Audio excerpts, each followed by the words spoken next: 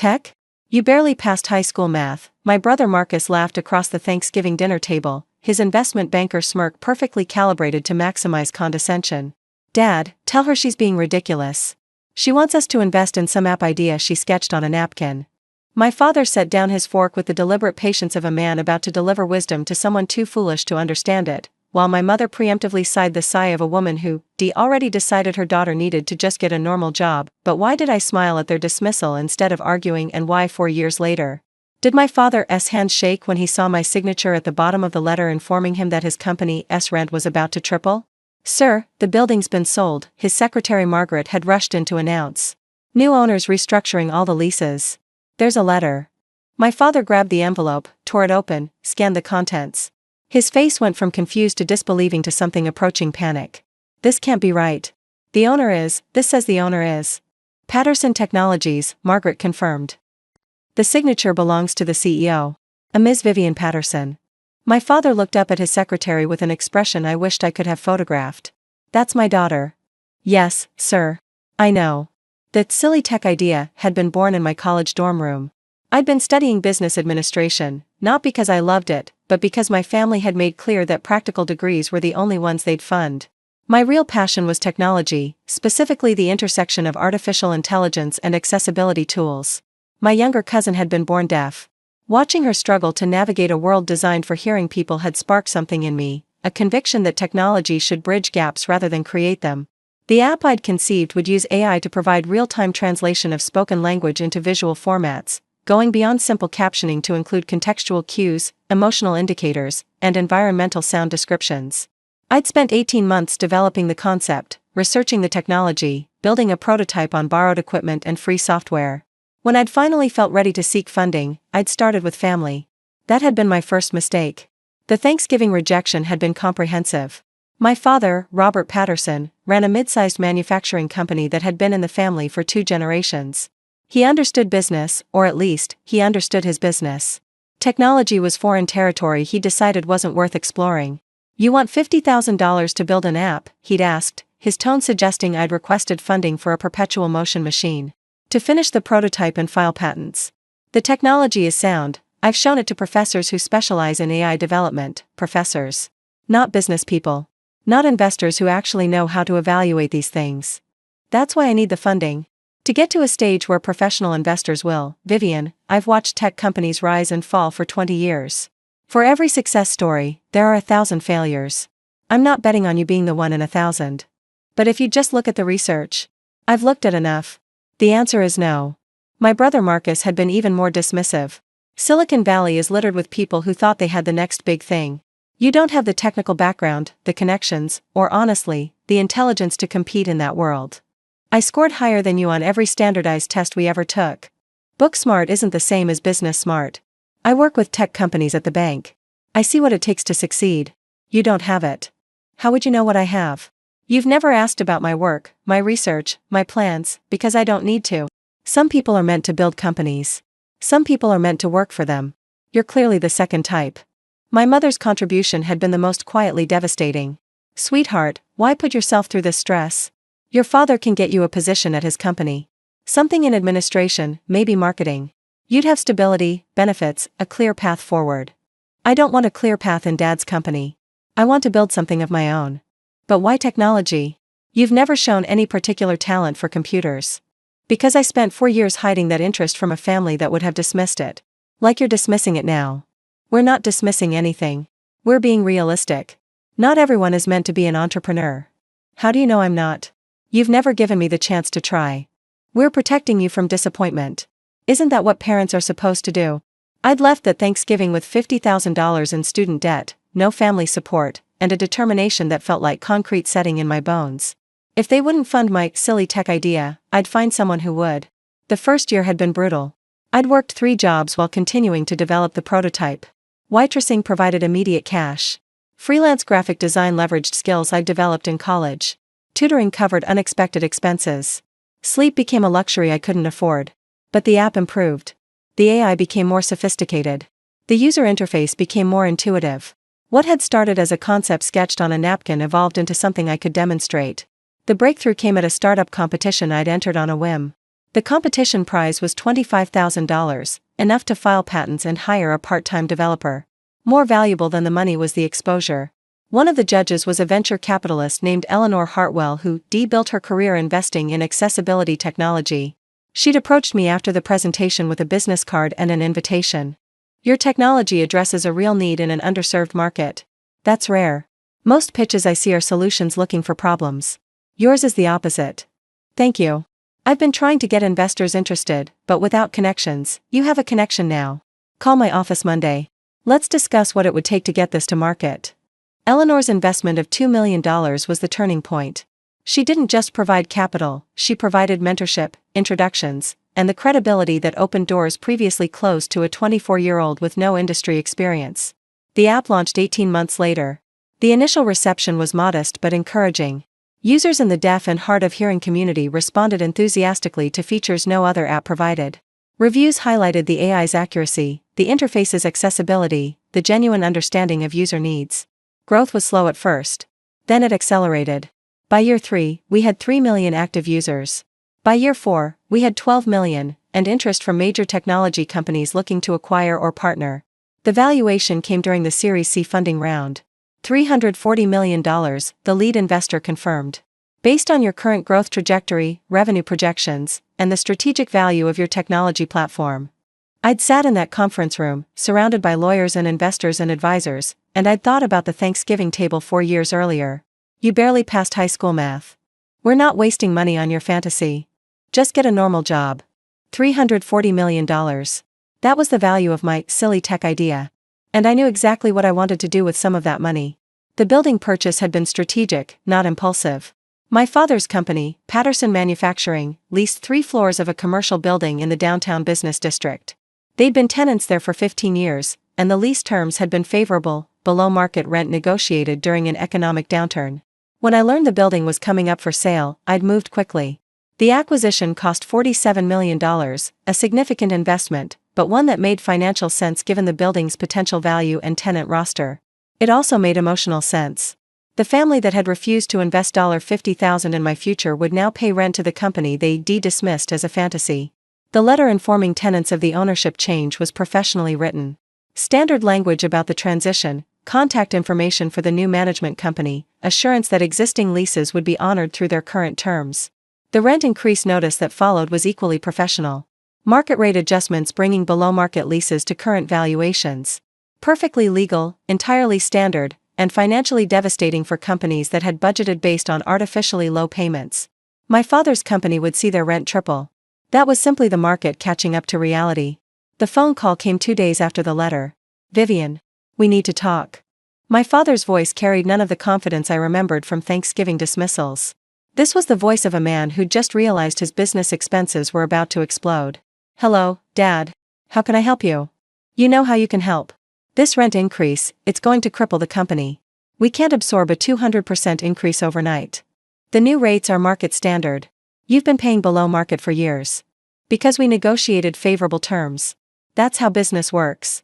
And now the building has a new owner who's bringing rates to market. That's also how business works. Vivian, be reasonable.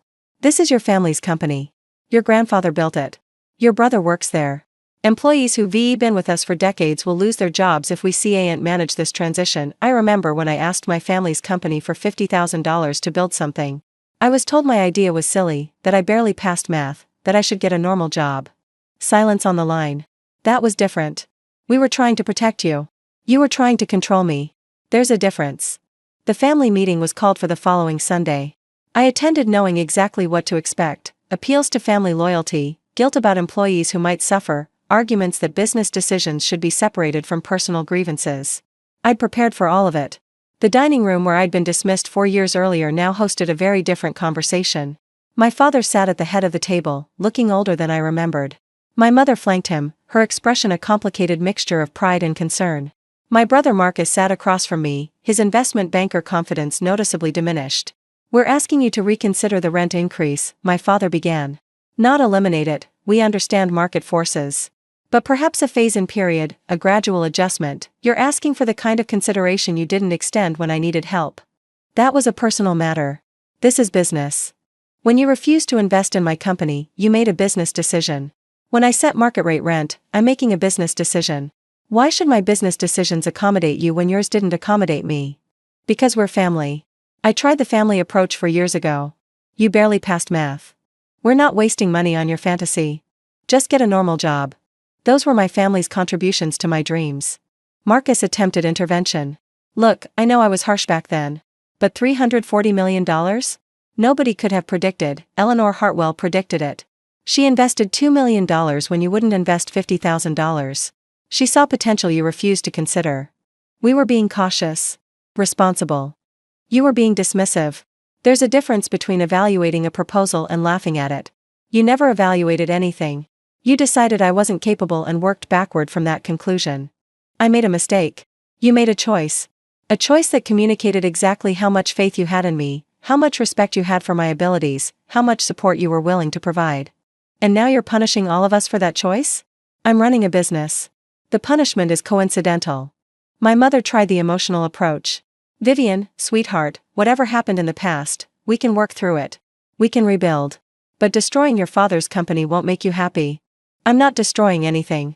I'm charging market rate for premium office space. If the company can't afford market rate, that's a business problem, not a family problem. But you could help. You could choose to help. I could. Just like you could have chosen to help me when I asked. You chose not to. I'm making the same choice. That's so cold. That's not the daughter I raised. The daughter you raised was told her dreams were silly, her ideas were worthless, her math skills were inadequate. Maybe that daughter learned something from how she was treated. The negotiation that followed was pure business. I wasn't interested in revenge, despite what my family seemed to believe. I was interested in fair value and appropriate relationships. Here's what I'm willing to offer, I said, laying out terms I'd prepared in advance. Market rate rent, but with a 2-year transition period. Annual increases of 35% rather than an immediate tripling. That gives Patterson Manufacturing time to adjust budgets, renegotiate contracts, find efficiencies. That's still a significant increase. It's a significant discount from what I could charge. And it's more consideration than you showed me when I needed help. My father studied the proposal. And in exchange? In exchange, you acknowledge, publicly and privately, that you were wrong about me. Wrong about my abilities, wrong about my potential, wrong about my silly tech idea. That's about pride, not business. It's about respect. Something I've never received from this family despite building a company worth $340 million. If you want business consideration, you can offer personal acknowledgement. The acknowledgement came at the next Patterson Manufacturing Board meeting. My father stood before his directors, his employees, his leadership team, and he said words I'd waited years to hear. 4 years ago, my daughter came to me with a business idea. I dismissed it. I told her she wasn't capable of building a technology company. I was wrong. The room shifted uncomfortably. Vivian built Patterson Technologies from nothing into a company valued at $340 million.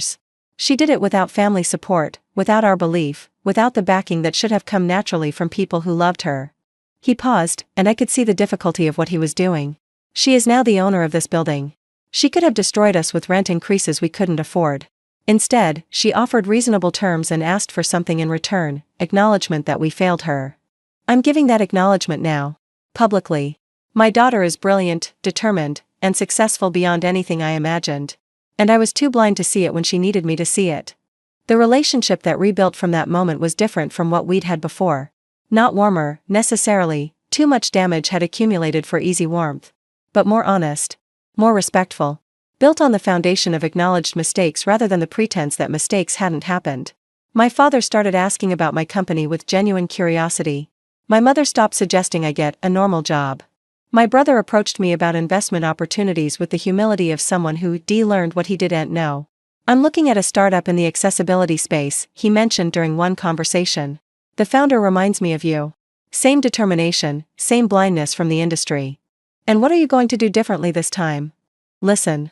Actually listen. And evaluate the idea on its merits rather than my assumptions about the person presenting it. That's growth. That's learning from watching my sister prove everyone wrong. The building remained in my portfolio for 3 years before I sold it. By then, Patterson Manufacturing had stabilized under the new rent structure, and I'd accomplished what I needed, not the destruction of my family's business, but the demonstration that I was someone to be taken seriously. The sale generated a $12 million profit. I donated the entire amount to scholarships for first-generation college students pursuing technology degrees. Students who, like me, might have families who couldn't see their potential. Students who needed someone to believe in them when the people closest to them wouldn't. My cousin Sarah, the deaf cousin whose struggles had inspired the original app, graduated from college last spring. She'd been one of the first beta testers for our product, providing feedback that had shaped critical features. She'd watched me build a company that was built, in many ways, for people like her. "You changed the world," she signed to me at her graduation party. "You made it easier for people like me to exist in it. I just built a tool. You're the one using it to do incredible things. But you believed the tool mattered. When nobody else did. I believed you mattered. The tool was just how I proved it." The family that dismissed my silly tech idea now owns stock in my company. Not because I gave it to them, because they invested in our Series D round, at valuations that made their earlier refusal look even more foolish. If we'd invested that $50,000 you asked for, my father calculated once, at the current valuation, those shares would be worth about $85 million, I supplied. I've done the math. And you don't hate us for missing that? I don't hate you at all. Hate takes energy I'd rather spend building things. But you remember. You'll always remember that we didn't believe in you. I remember that I believed in myself when you didn't. That's the part that matters now. Patterson Technologies continues to grow. The original accessibility app has expanded into a full platform of AI-powered tools for people with various disabilities. We've been acquired by one of the major technology companies, and I now lead their global accessibility division. The company letterhead that appeared on my father's rent increase notice has been replaced by something even more prestigious. But I keep a copy of that original letter framed in my office. Not as a trophy. As a reminder. A reminder that, no, is just a word, that dismissal is just an opinion, that the people closest to you can be the most blind to your capabilities. A reminder that the best response to being underestimated is simply proving the estimators wrong. They laughed at my silly tech idea over Thanksgiving dinner. Dad said he wouldn't waste money on my fantasy. Mom told me to get a normal job. My brother informed me I didn't have the intelligence to compete in tech. 4 years later, I owned the building where Dad's company rented office space. My signature was at the bottom of the letter, tripling their rent. The company they dismissed as a napkin sketch was worth $340 million. I didn't destroy them, I gave them reasonable terms in exchange for something more valuable than money, acknowledgement that they'd been wrong. They gave it. We rebuilt from there. But I kept the letter. I keep it still. A reminder that the people who won't believe in you create the fuel for proving them wrong. They gave me that fuel. I just burned it better than they expected.